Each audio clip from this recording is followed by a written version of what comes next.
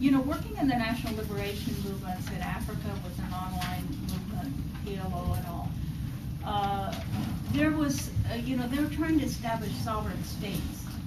Just as the indigenous peoples here, if you ask any indigenous person, what's the most important thing? The most important issue, and they say sovereignty.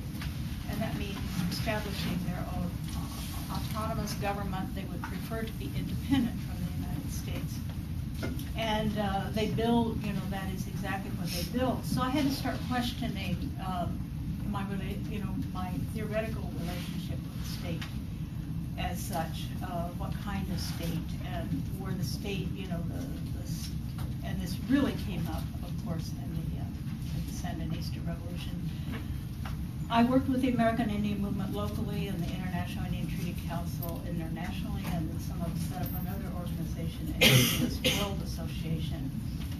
And a few of us began a Native Marxist study group with links between the San Francisco Bay Area indigenous and the Indians in British Columbia.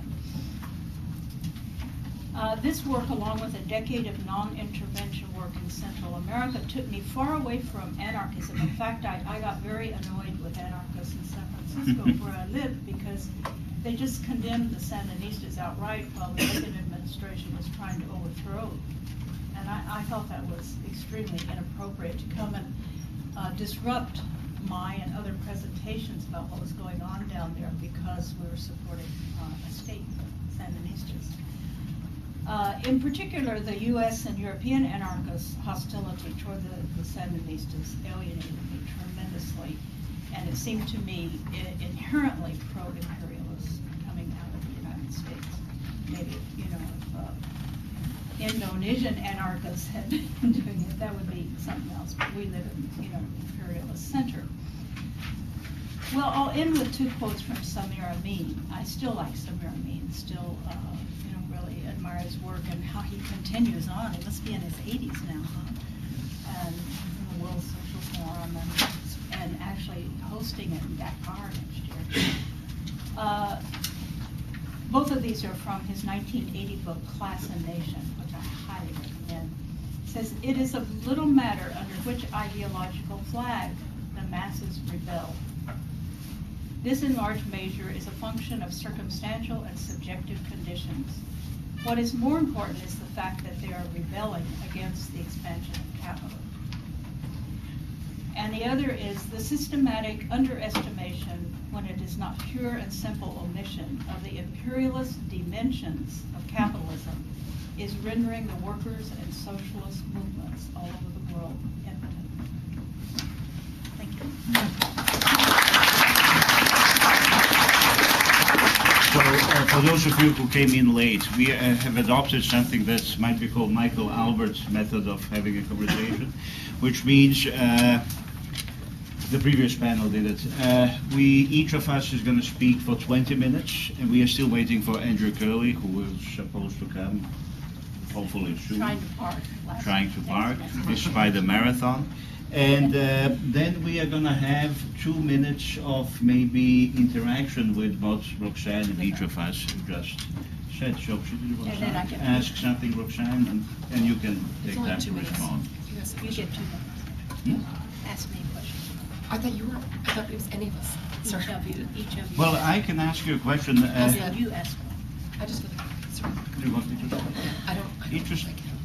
Okay. Interesting question that I would like. I mean, it's what we are saying is, and I will come back to this in my own talk. It's a very different arrival at Marxism and anarchism and a possible dialogue, anarchism and Marxism. The issue that I was always very interested in was the issue between feminism in anarchist movements, famous debates between Lucy Parsons and Emma Goldman, and then the replication of these debates later on in the 60s. So if you can say a little bit more about this and what we as anarchists and Marxists can learn from these conversations, especially around the notion of class. Yeah, by the way, that book, Lucy Parsons' Readings from Charles Kerr Press, is down at the AK Press table. And I really recommend reading that book. it's her unpublished writings, which are wonderful. But I have an afterword in it, and I think that's what Andre's referring to. And what I do is look at Lucy Parsons as a feminist, whether she called her, I mean, really people weren't that much calling themselves that at the time, labor organizers. And Emma Goldman, an anarchist, because, well, Lucy ended up, she was an anarchist. I mean, she kept saying she's an anarchist, and all of her writings are anarchist.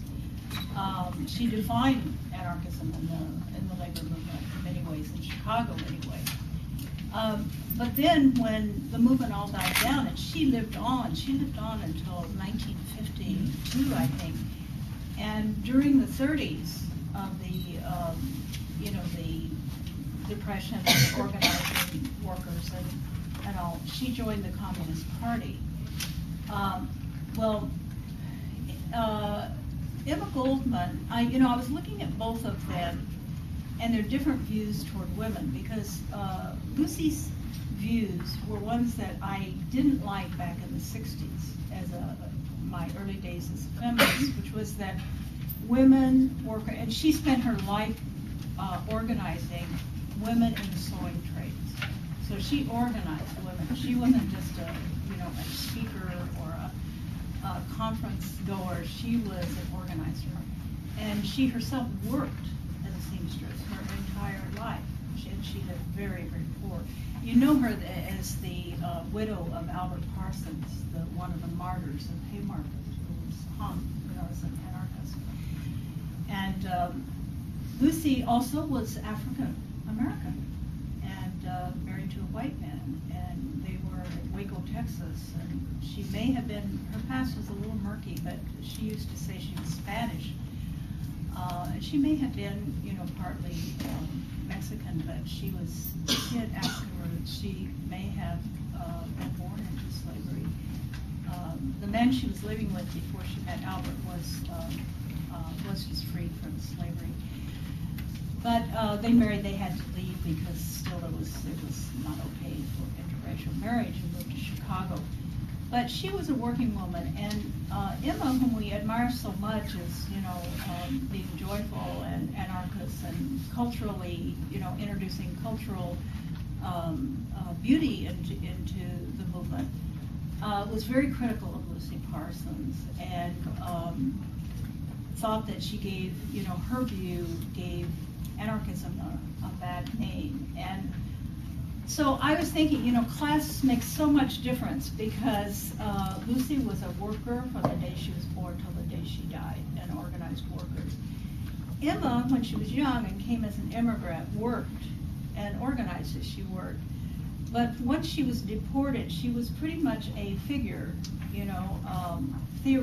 theorizing and being supported by, by other anarchists and by friends, and she never had to work. For most of her life, she never had to work. And she was writing and thinking, and I think that we really have to consider that, when I felt at the time, back in, soon after my first burst of women's liberation, that I really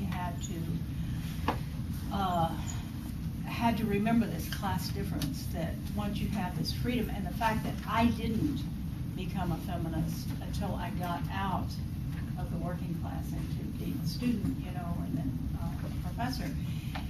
So we have to, and I think it's not just feminism, it's anarchism, it's Marxism, all of these things, how, what one actually calls the organic,